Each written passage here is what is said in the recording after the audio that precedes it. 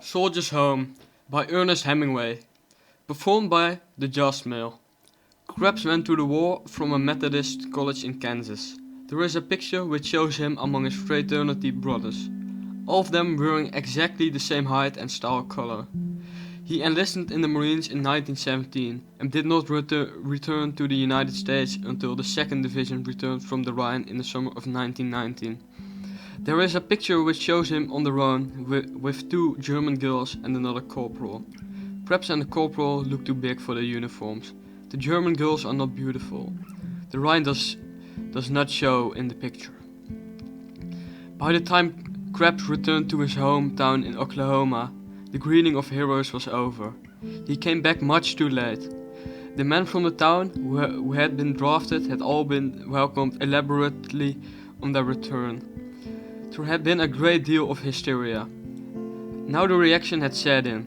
People seemed to think it was rather ridiculous for Krebs to be getting back so late, years after the war was over. At first, Krebs, who had been at Bellewood, Soissons, the Champagne, Saint-Mihiel and in the Agron, did not want to talk about the war at all. Later, he felt the need to talk, but no one wanted to hear about it. His town had heard too many atrocity stories to be thrilled by actualities. Krebs found that to be listened to at all, he had to lie, and after he had done this twice, he, too, had a reaction against the war and against talking about it. At this stage for everything that had happened to him in the war set in because of the lies he had told. All of the times that he had been able to make him feel cool and clear inside himself when he thought of them. The time so long back when he had done the one thing, the only thing for a man to do, easily and naturally. When he might have done something else, now lost a cool, valuable quality and then were lost themselves. His lies were quite unimportant lies and consisted in attributing to himself things other men had seen, done or heard of, and stating as facts certain apocryphal incidents familiar to all soldiers. Even his lies were not sensational at the pool room. His acquaintances, who had heard detailed accounts of German women found chained to machine guns in the Argonne and who could not comprehend or were barred by their patriotism from interest in any German machine gunners who were not chained, were not thrilled by his stories. Krebs acquired the nausea in regard to experience that is the result of untruth or exaggeration, and when he occasionally met another man who had really been a soldier and they talked a few minutes in the dressing room at a dance, he fell into the easy pose of the old soldier among the other soldiers, that he had been badly, sickly, frightened all the time. In this way he lost everything. During this time, it was late summer. He was sleeping late in bed, getting up to walk down to the library to get a book, eating lunch at home, reading on the front porch until he became bored and then walking down through the town to spend the hottest hours of the day in the cool dark of the pool room. He loved to play pool.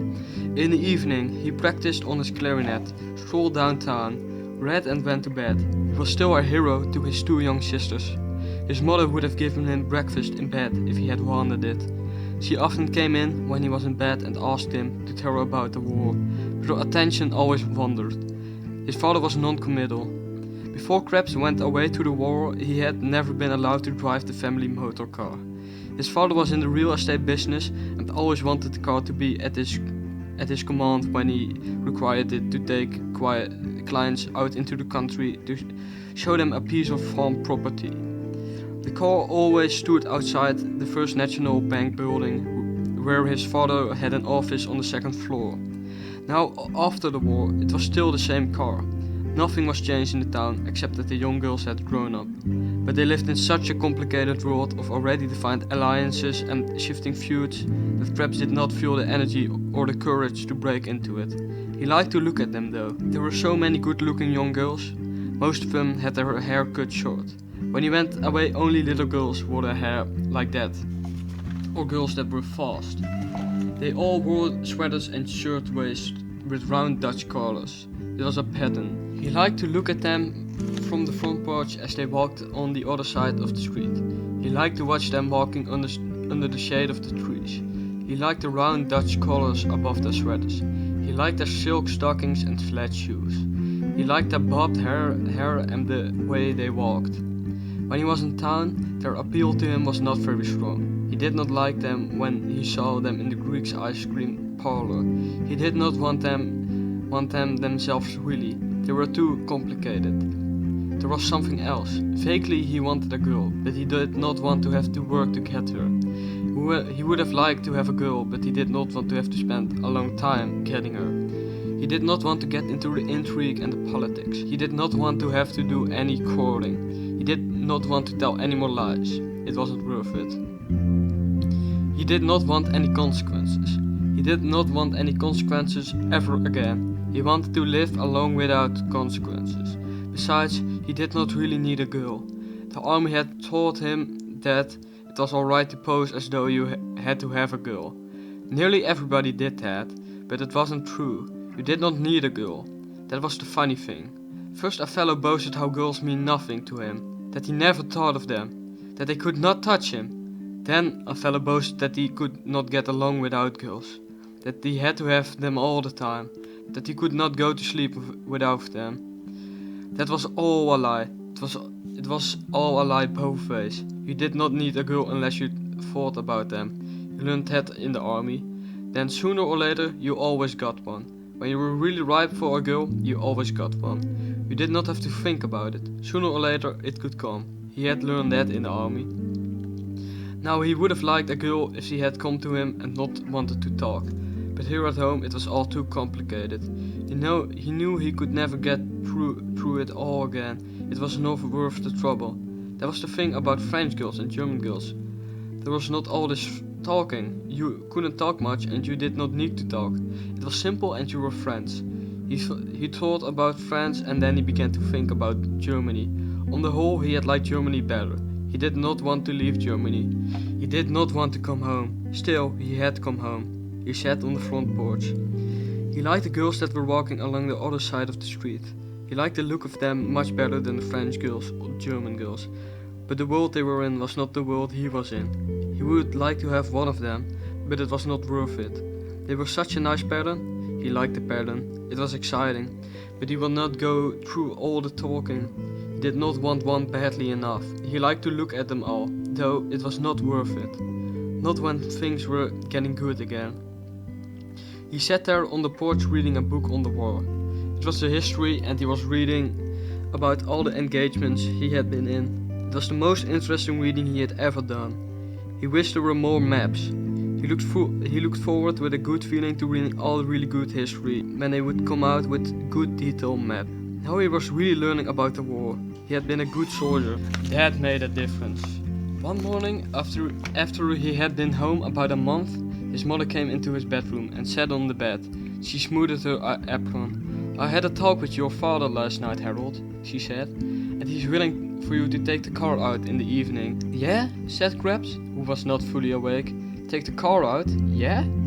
"Yes, your father has felt for some time that you should be able to take the car out in the evenings, whenever you wished, but we only talked it over last night." "I'll bet you made him," Krabs said. "No, it was your father's suggestion that we talk the matter over." "Yeah, I'll bet you made him," Krabs sat up in his bed. "Will you come down to breakfast, Harold?" his mother said. "As soon as I get my clothes on," Krabs said. His mother went out of the room and he could hear her frying something downstairs. While he washed, shaved and dressed to go down into the dining room for breakfast, while he was eating breakfast, his sister brought in the meal. "Well, Hare," she said, "you old sleepyhead. What do you ever get up for?" Krabs looked at her. He liked her. She was his best sister. "Have you got the paper?" he asked. She handed him the Kansas City Star and he shucked off its brown wrapper and opened it to the sporting page. He folded the Star open and propped it against the water pitcher with a cereal dish to steady it, so he could read while he ate. "Harold," his mother stood in the kitchen doorway. "Harold, please don't muss up the paper. Your father can't read the Star if it's been mussed." "I won't muss it," Krabs said. His sister sat down at the table and watched him while he read. "You're playing indoor over at school this afternoon," she said. "I'm going to pitch." "Good," said Krabs. "How's the old wing?" "I can pitch better than lots of the boys. I tell them all you taught me. The other girls aren't much good." "Yeah?" said Krabs. "I'll tell them all you're my beau. Aren't you my beau, Hare?" "You bet. Couldn't your brother really be your beau just because he's your brother?" "I don't know." "Sure you know. Couldn't you be my beau, Hare, if I was old enough and if you wanted to?" "Sure, you're my girl now." "Am I really your girl?" "Sure." "Do you love me?" "Do you love me always?" "Sure." "Will you come over and watch me play indoor?" "Maybe." "Or Hare, you don't love me. If you love me, you want me to come over and watch me play indoor." Krabs' mother came into the dining room from the kitchen. She carried a plate with 2 fried eggs and some crushed bacon on it and a plate of buckwheat cakes. "You run along, Helen," she said. "I want to talk to Harold." She put the eggs and bacons down in front of him and brought in a jug of maple syrup for the buckwheat cakes. Then she sat down across the table from Krabs. "I wish you'd put down the paper for a minute, Harold," she said. Krabs took down the paper and folded it. "Have you decided what you are going to do yet, Harold?" his mother said, taking off her glasses. "No," said Krabs. "Don't you think it's about time?" His mother did not say this in a mean way. She seemed worried. "I hadn't thought about it," Krabs said. "God has some work for everyone to do," his mother said. "There can be no idle hands in his kingdom." "I'm not in his kingdom," Krabs said. We are all of us in his kingdom." That's a weird sentence, you guys. Krabs felt embarrassed and resentful as always. "I've worried about you too much, Harold," his mother went on. "I know the temptations you must have been exposed to. I know how weak men are. I know what your own dear grandfather, my own father, told us about the Civil War, and I've prayed for you. I pray for you all day long, Harold." Krabs looked at the bacon, fat hardening on his plate.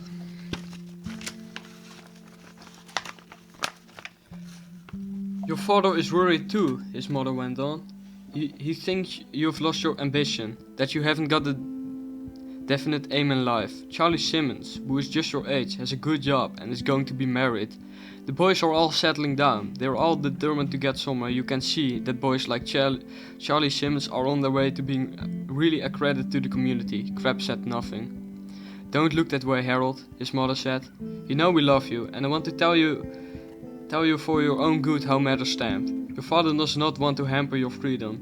He thinks you should be allowed to drive the car if you want to take some of the nice girls out riding with you. You are only too pleased. We want you to enjoy yourself, but you're going to have to settle down to work, Harold. Your father doesn't care what you start in at all. All work is honorable, as he says, but you've got to make a start at something. He asked me to speak to you this morning, and then you can stop in and see him at his office." "Is that all?" Krabs said. "Yes." "Don't you love your mother, dear boy?" "No," Krabs said. His mother looked at him across the table. Her eyes were shiny. She started crying. "I don't love anybody," Krabs said. It wasn't any good. He couldn't tell her. He couldn't make her see it. It was silly to have said it. He had only heard her. He went over and took hold of her arm. She was crying with her head in her hands. "I didn't mean it," he said. "I was just angry at something. I didn't mean I didn't love you." His mother went on crying. Krabs put his arm on her shoulder. "Can't you believe me, Mother?" His mother shook her head. Please, Mother. Please believe me." "All right," his mother said chokily. She looked up at him. "I believe you, Harold." Krabs kissed her hair. She put her face up to him. "I'm your mother," she said. "I held you next to my heart when you were a tiny baby." Krabs felt sick and vaguely nauseated. "I know, Mommy," he said. "I'll try and be a good boy for you." "Would you kneel and pray with me, Harold?" his mother asked. They knelt down beside the dining room table and Krabs' mother prayed. "Now you pray, Harold," she said. "I can't," Krabs said. "Try, Harold." "I can't." "Do you want me to pray for you?" "Yes." So his mother prayed for him, and then they stood up, and Krabs kissed his mother and went out of the house. He had tried so to keep his life from being complicated. Still, none of it had touched him. He had felt sorry for his mother, and she had made him lie. He would go to Kansas City and get a job, and she would feel alright about it. There would be one more scene, maybe before he got away. He would not go down to his father's office. He would miss that one. He wanted his life to go smoothly. It had just gotten going that way. Well, that was all over now. Anyway, he would go over to the schoolyard and watch Helen play indoor baseball. That's the end of the story, you guys. I hope you guys enjoyed it.